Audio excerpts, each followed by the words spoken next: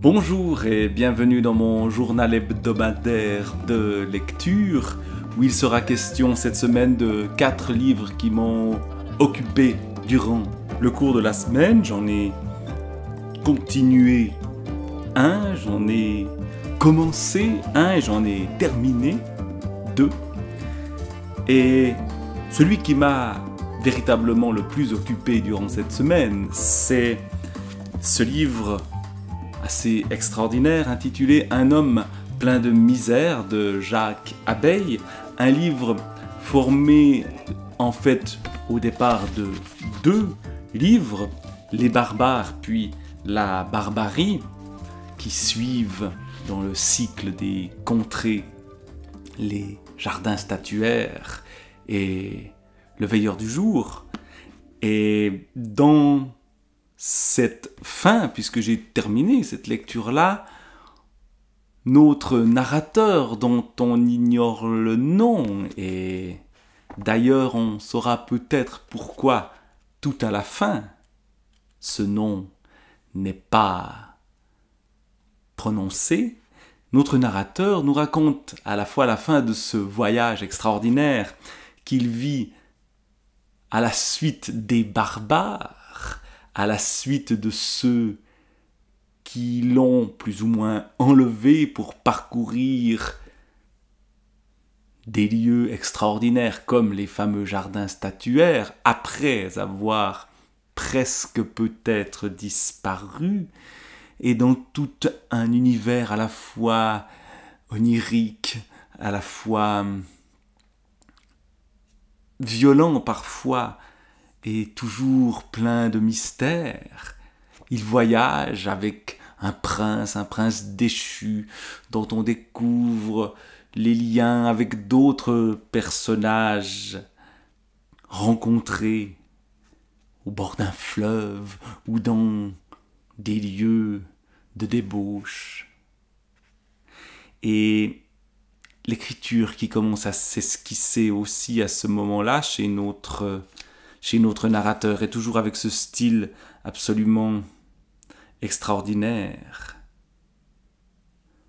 de Jacques Abeille. « Je suis bien certain, écrit-il, qu'on chercherait en vain dans le tumulte de la plus aventureuse des vies humaines une expérience aussi sidérante que celle qui consiste à entrer de plein pied en un rêve longuement mûri dans sa singularité et s'imposant en une réalité tangible en tout point conforme à celle que naguère encore figurait la fantaisie intime. Pendant bien des années, mes songes s'étaient nourris de descriptions que j'avais trouvées dans un livre, qui avait bercé en moi des méditations sans fin et suscité une attente fervente que j'avais été contraint de croire à jamais déçu. Or voici que je foulais l'allée centrale d'un domaine, de part et d'autre de laquelle s'étendaient les plates-bandes de terreau noir ponctuées à intervalles réguliers par la blanche émergence des statues dans les moments successifs de leur croissance, depuis le premier germe semblable à un jeune champignon encore indifférencié, jusqu'au plein épanouissement de la forme définitive. Là, c'est le retour vers ce livre, ce rêve, ce livre qu'on a lu. Si on a parcouru le cycle des contrées de Jacques Abeille, c'est les jardins statuaires, qui nous racontent ces statues qui naissent de la terre, comme des légumes, dans des jardins statuaires qui sembleraient avoir disparu et justement revenus à la culture maraîchère. Mais là, il y retourne, le rêve devient réalité, le livre devient réalité. Évidemment, on en rêve nous aussi. Et si c'était vrai? Et si ce monde extraordinaire des jardins statuaires devenait vrai? Et donc, notre narrateur se retrouve dans ce monde incroyable. Et il va le parcourir, il va y vivre beaucoup d'aventures en compagnie de certains personnages auxquels il s'attache, le prince, un jeune qui s'appelle Félix, ou un personnage assez mystérieux et une sorte de sage, ou une horde, et puis la femme bleue, bref, tout un monde assez fantastique qui nous est décrit dans ce voyage qui correspond au roman Les Barbares. Et puis il y a la barbarie. Qu'est-ce qui différencie les barbares de la barbarie? La barbarie, c'est le retour à Térèbres, le retour dans la ville où personne ne peut croire ce qu'il raconte, et au contraire, où ce qu'il raconte devient dangereux. Il y retrouve une femme qu'il a attendue, blanche, et puis, surtout, il publie quelques articles, il essaye de retrouver un poste à l'université, puisque le personnage était un professeur au départ, mais les choses ont bien changé, et ce qu'il raconte n'est pas audible et devient même dangereux, et il se fait arrêter par un tribunal. Et il y a une scène dans cette dernière partie sur laquelle j'aimerais revenir, parce que on est dans un monde barbare au sens moderne du terme, au sens actuel du terme. C'est barbarie qui utilise une pseudo-justice pour se justifier. On pense aux procès truqués en Union soviétique, par exemple. Quand on lit ce qui se passe au retour de celui qui a accompli un voyage auquel personne ne peut croire. Il décrit donc l'arrivée des juges dans ce tribunal. Enfin, sont entrés les juges et tout le monde s'est levé. En tête venait l'homme dans le bureau de qui j'avais été arrêté. Où j'avais été arrêté, la liaison n'était pas nécessaire. Il était suivi de 2 militaires, des officiers supérieurs à la physionomie opaque, qui se sont placés de part et d'autre du juge et d'un dernier personnage à l'allure si banale que je ne savais quelle fonction lui attribuer.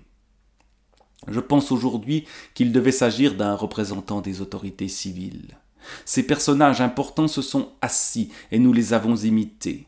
Tournant de droite à gauche son pâle visage impassible, le juge a parcouru l'assistance d'un regard grave, et c'est à ce moment, alors qu'il allait prendre la parole, que se produisit un événement infime qui me parut extraordinaire. Cet homme digne et compassé a levé l'index de la main droite vers son visage et s'est caressé le nez. Le geste était si familier, si innocent et anodin, si peu conforme à la situation, que j'ai éclaté de rire.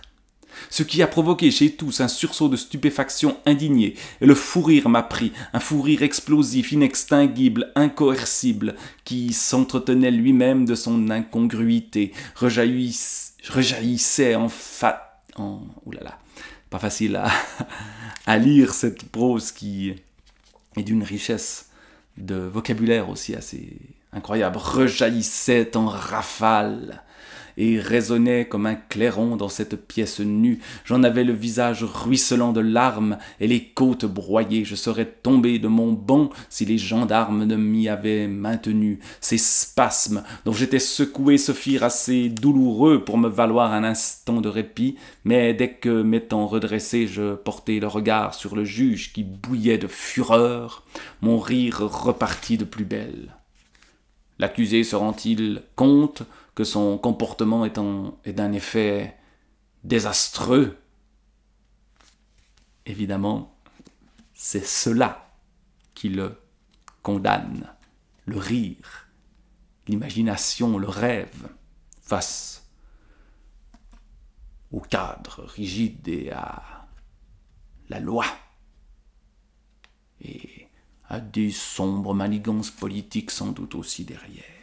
sombre manigance politique qu'on retrouve dans un livre qui m'a beaucoup fait penser à Jacques Abeille quand je le relisais, et que je continue d'ailleurs à relire, Le Rivage des Syrtes de Julien Gracq. Là, je ne vais pas m'attarder longtemps dessus parce que je l'ai fait dans une vidéo assez longue, donc pas nécessaire de revenir là-dessus.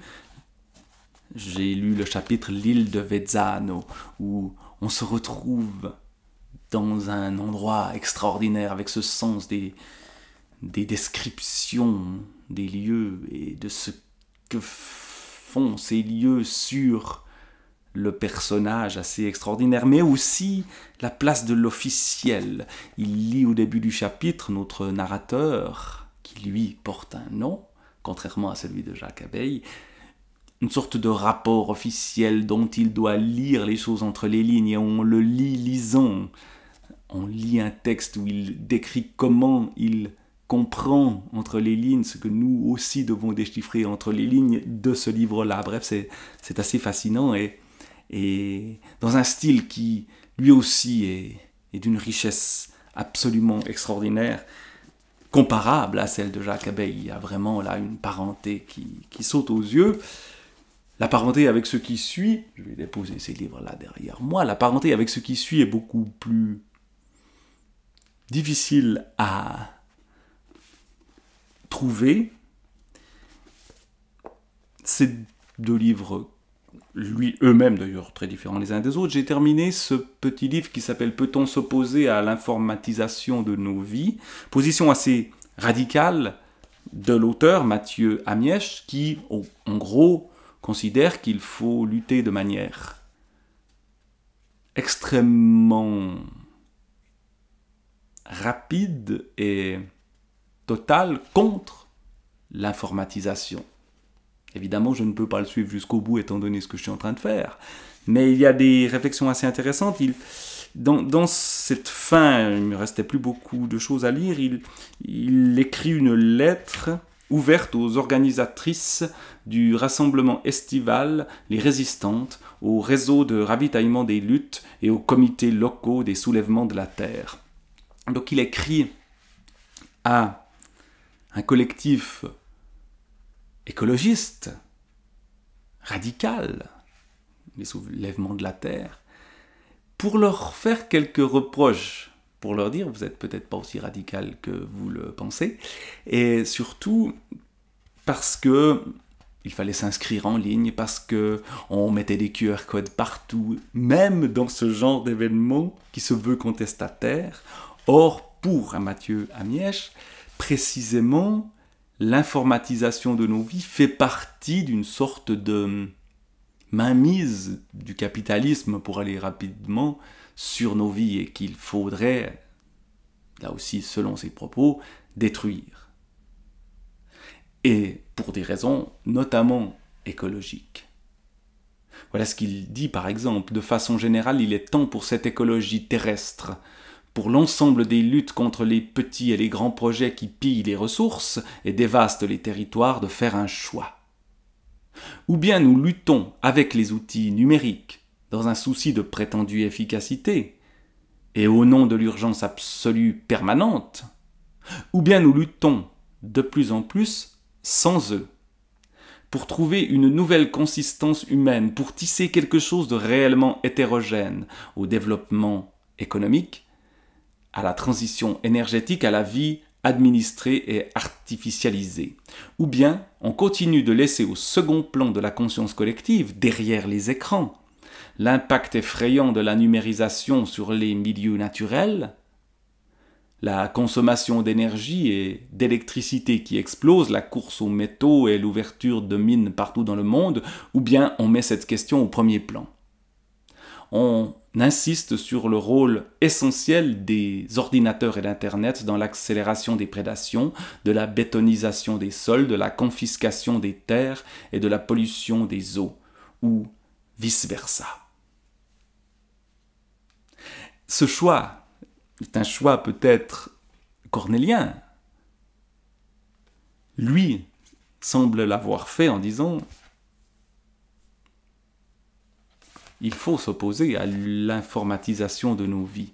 Et en même temps, quand il parle de prétendue efficacité, on peut se poser la question si tous les gens qui luttent pour l'écologie, qui luttent pour un monde nouveau, quittent les réseaux, déjà, c'est assez peu de monde. Et ceux qui y restent n'entendront plus parler de ces gens-là, ne pourront plus avoir accès.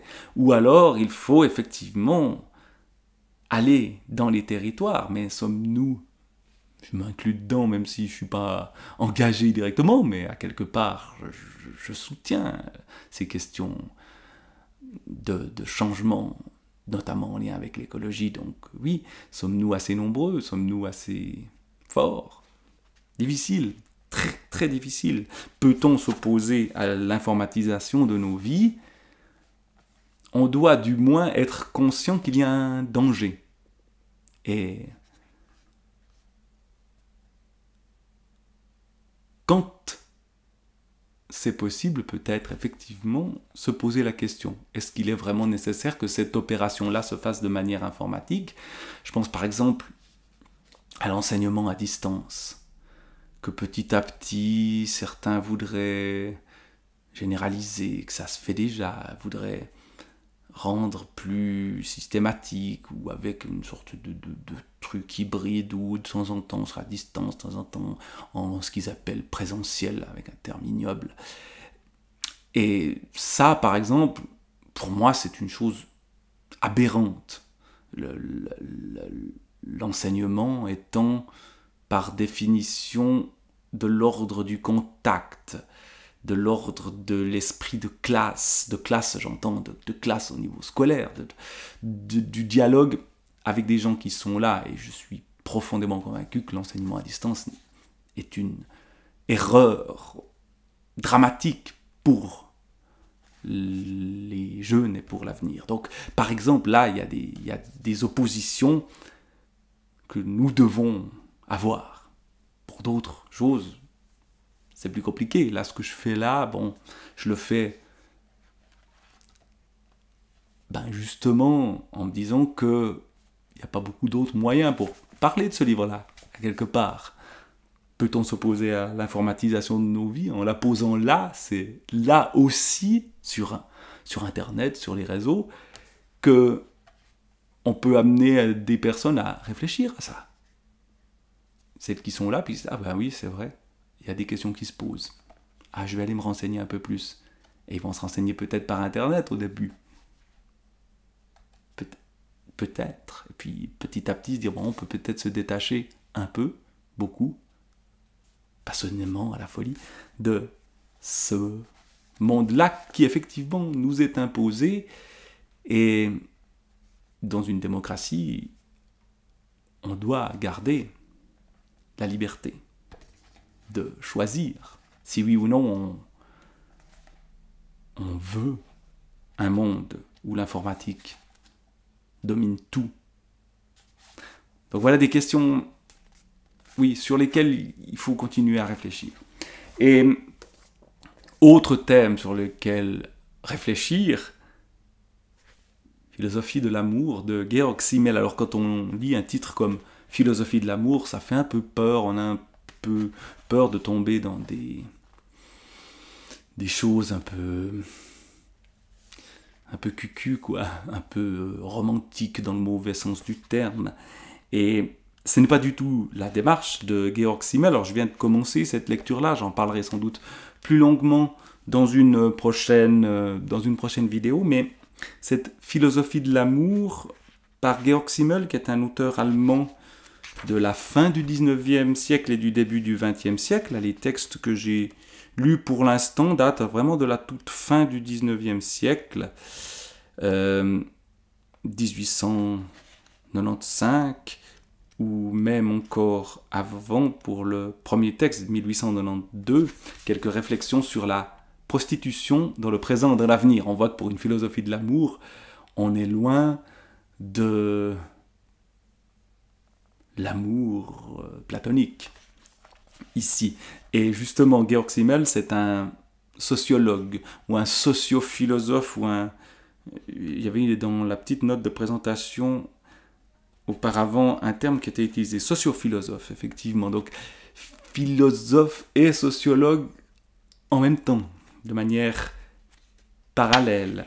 Et il y a une réflexion très intéressante sur justement le rapport entre justement cette société capitaliste dont je parlais déjà un peu avant et les relations humaines et les relations notamment dans la prostitution. Un monde sans inégalité serait-il un monde sans prostitution non plus? Et puis il y a la question de la famille qui est posée aussi, avec la question du mariage, etc. Bref, des questions concrètes liées à cette idée d'amour qui sont posées ici. Par exemple, justement, sur cette question de la prostitution, comment le traite-t-il de ceci? Par exemple, voilà, je lis un petit extrait. Chaque fois qu'un homme s'achète une femme contre argent, un peu de respect dû à l'essence humaine s'en va. Et dans les classes nanties où une telle pratique est quotidienne, il y a là sans doute un puissant levier de la présomption que génère la possession d'argent, de cette mortelle illusion sur quoi donnant à penser qu'un tel avoir confère à la personnalité comme telle un prix quelconque ou un sens intérieur. Ce total glissement de valeurs qui creuse de plus en plus un abîme infranchissable entre le possédant et la personne obligée de se laisser acheter, c'est bien la syphilis morale qui découle de la prostitution et qui, à l'instar de la syphilis proprement physique, infecte finalement aussi les individus non directement touchés par cette case première. On voit le type de réflexion ici que fait Georg Simmel, que je vais continuer à lire, avec la question aussi du rôle de l'argent, du rôle de choses extrêmement concrètes dans les relations entre les sexes, de son livre Philosophie de l'argent, alors avec quelques extraits ici, et puis d'autres questions liées à l'amour, mais d'une manière un peu plus concrète que d'autres. Voilà, Philosophie de l'amour de Georg Simmel, et donc les livres dont j'ai parlé cette semaine. La semaine prochaine, on reviendra sans doute à cette philosophie de l'amour et à la suite de cette lecture-là, et on reviendra à d'autres livres dont je vous laisse la surprise, et je vous souhaite une excellente semaine. Au revoir.